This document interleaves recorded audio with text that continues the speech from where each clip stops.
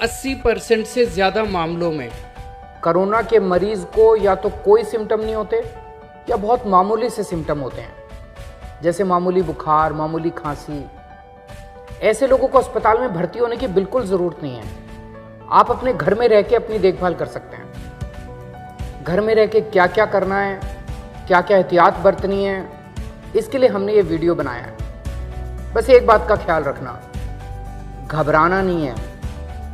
इनमें से ज़्यादातर लोग कोरोना से आराम से ठीक हो जाते हैं।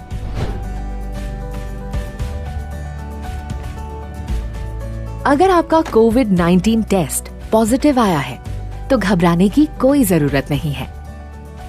कोरोना के हल्के लक्षण वाले मरीज अपने घर पर ही होम आइसोलेशन के माध्यम से 17 दिनों में बिल्कुल ठीक हो सकते हैं। आपको होम आइसोलेशन के दौरान डॉक्टर के निर्देशों का सख्ती से पालन करना है। होम आइसोलेशन की प्रक्रिया शुरू करने से पहले इन बातों पर गौर करें।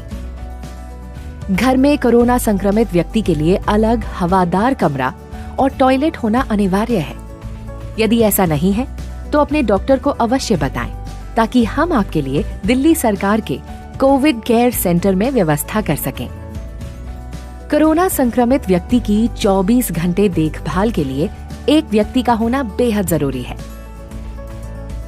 यदि परिवार का कोई सदस्य बुजुर्ग जिनकी उम्र 55 साल से अधिक है या घर में कोई गर्भवती महिला या कोई गंभीर बीमारी जैसे कैंसर, एस्थमा, सांस की बीमारी, डायबिटीज, बीपी, हृदय रोग, गुर्दे की बीमारी आदि से पीड़ित सदस्य है तो मरीज के ठीक होने तक उन्हें किसी रिश्तेदार या जानकार के घर पर ठहराने की व्यवस्था करें, क्योंकि कोरोना इनके लिए हानिकारक हो सकता है। मुख्यमंत्री अरविंद केजरीवाल द्वारा नियुक्त स्वास्थ्य कार्यकर्ताओं और डॉक्टर की एक टीम मरीज के स्वास्थ्य की निगरानी के लिए प्रतिदिन कॉल करेगी। मरीज की सही जानकारी उन्हें प्रतिदिन देनी है। होम आइसोलेशन कर रहे मरीजों के लिए निर्देश। सबसे पहले मोबाइल फोन पर आरोग्य सेतु ऐप डाउनलोड करें और 24 घंटे ऐप पर नोटिफिकेशन और लोकेशन ट्रैकिंग को ऑन रखें। हमेशा ट्रिपल लेयर मेडिकल मास्क का इस्तेमाल करें और 8 घंटे उपयोग के बाद मास्क को फेंक दें। यदि मास्क गीला या गंदा हो जाता है तो इसे तुरंत बदल दें। मास्क पर 1% सोडियम हाइपोक्लोराइड सॉल्यूशन का प्रयोग कर इसे कीटाणु रहित करके एक बंद कूड़ेदान में फेंकें। 1% सोडियम हाइपोक्लोराइड सॉल्यूशन बनाने के लिए आप बाजार में मिल रहे सोडियम हाइपोक्लोराइड ब्लीच जिसमें 3.5% क्लोरीन हो या ब्लीचिंग पाउडर जिसमें 70% क्लोरीन हो का प्रयोग कर सकते हैं। आप 1 लीटर सोडियम हाइपोक्लोराइड ब्लीच को 2.5 लीटर पानी में मिलाकर या 7 ग्राम ब्लीचिंग पाउडर को 1 लीटर पानी में मिलाकर ये सॉल्यूशन आसानी से घर पर बना सकते हैं। इसका प्रयोग करते वक्त ग्लव्स और मास्क का प्रयोग करें। इस सॉल्यूशन से आप घर की सफाई कर सकते हैं। साथ ही स्विच बोर्ड, खिड़कियां, चेयर, डाइनिंग टेबल, अलमारी इत्यादि को साफ करने के लिए भी इस्तेमाल कर सकते हैं। इस सॉल्यूशन का इस्तेमाल कोई भी मेटालिक सतह जैसे सिक्योरिटी लॉक, दरवाजे के हैंडल इत्यादि पर ना करें। इससे जंग लग सकता है। इन सतहों को साफ करने के लिए आप कोई भी सैनिटाइजर का प्रयोग कर सकते हैं। आप इससे शौचालय की सफाई भी कर सकते हैं। याद रहे, इस सॉल्यूशन को टॉयलेट ब्रश पर स्प्रे करके ही शौचालय की सतह को साफ करें। आप अपने लिए अलग शौचालय का ही प्रयोग करें और हमेशा फ्लश करने से पहले ढक्कन को बंद करें। कृपया कमरे की खिड़कियां हमेशा खुली रखें। होम आइसोलेशन के दौरान अपने कमरे में ही रहें, घर के अन्य कमरों में ना जाएं।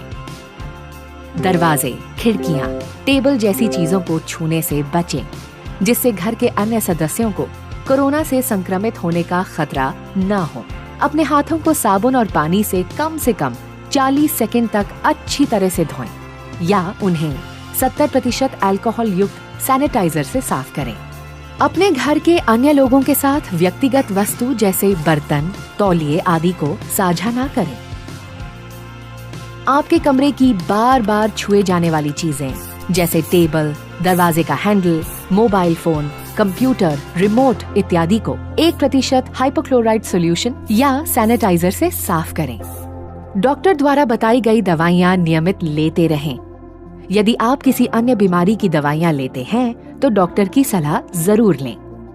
आप रिकवरी प्रक्रिया के दौरान शराब ना पिएं और धूम्रपान ना करें। भरपूर आराम करें। शरीर में पानी की कमी ना होने दें। इसके लिए तरल पदार्थ जैसे सूप, पानी, जूस इत्यादि पीते रहें। खाने में कम कार्बोहाइड्रेट, उच्च प्रोटीन युक्त आहार, सब्जी और फलों का सेवन करें। प्रतिदिन 3 बार करें।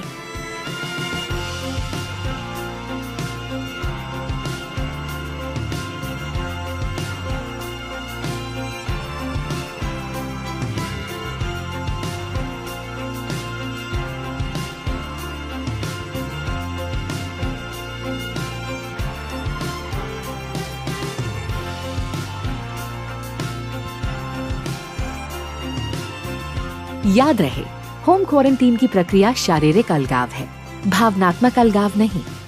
परिवार के सदस्यों और दोस्तों के साथ फोन व वीडियो कॉल पर संपर्क में रहें। अपने पसंदीदा शोज देखें, किताबें पढ़ें या कंप्यूटर पर गेम्स खेलें। अपने स्वास्थ्य की निगरानी स्वयं भी करें। विशेष रूप से प्रतिदिन तापमान में बढ़ोतरी या अन्य लक्षणों के दिखने पर तुरंत डॉक्टर को जानकारी दें। देखभाल कर्ता के लिए निर्देश।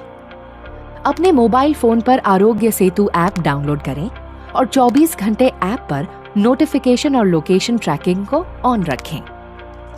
देखभाल कर्ता शारीरिक स्वस्थ हो और उसकी उम्र 24 से 50 वर्ष के बीच होनी चाहिए।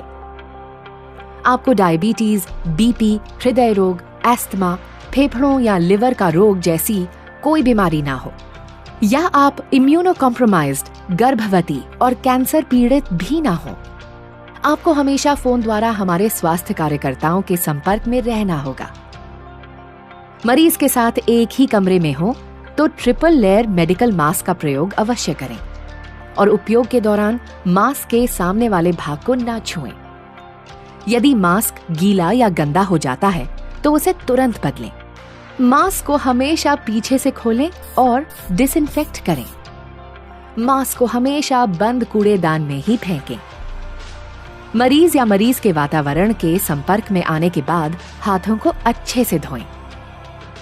ध्यान रहे कि हाथों को साबुन और पानी से कम 40 सेकंड तक धोना है या फिर अल्कोहल युक्त सैनिटाइजर का उपयोग करें। हाथ धोने के बाद पेपर टॉवल, टिश्यू या साफ तौलिए से हाथों को पोंछें और जब तौलिया गीला हो जाए तो उसे बदल दें। मरीज की देखभाल के समय हमेशा मास्क, डिस्पोजेबल ग्लव्स और प्लास्टिक एप्रन पहनें। एप्रन को हमेशा साफ रखें और सोडियम हाइपोक्लोराइड सॉल्यूशन से साफ करें। ग्लव्स पहनने से पहले और उतारने के बाद हाथों को जरूर धोएं। मरीज के थूक, लार या छींक के सीधे संपर्क में आने से बचें।